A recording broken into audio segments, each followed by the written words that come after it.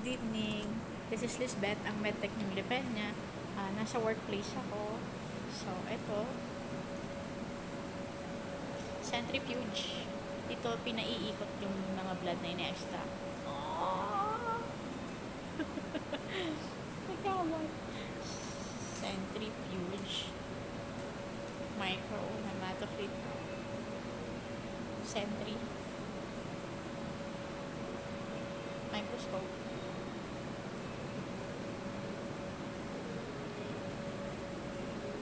Hemo machine.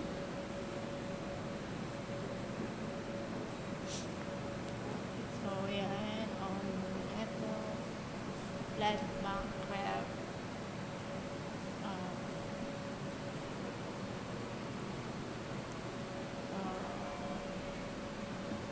Coagulation machine. Chemistry, pang manual. Warm bath.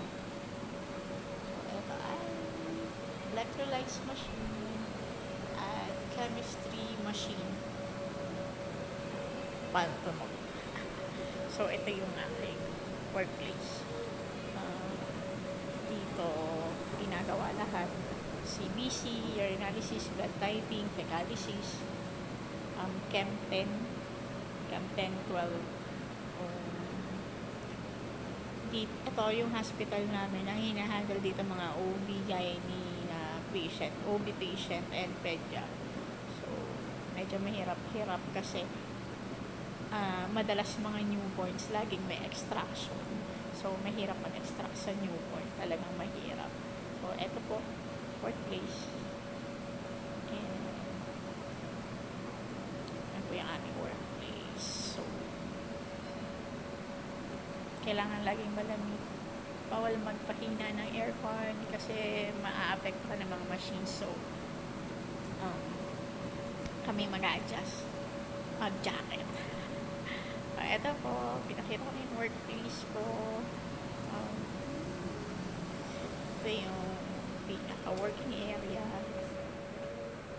Receiving area. Extraction area. Yan, extraction area.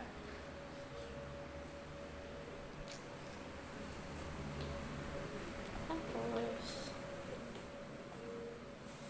pantry. Pagkakain, doon kami kumakain para at least pag may kumatok, mapupuntahan agad namin yung mga pasyente. So, or relatives na nagpapasa ng ihi, dumi. Yun. So, that's all. Ngayong gabi, sana ay napasaya ko kayo ng konti. Till then,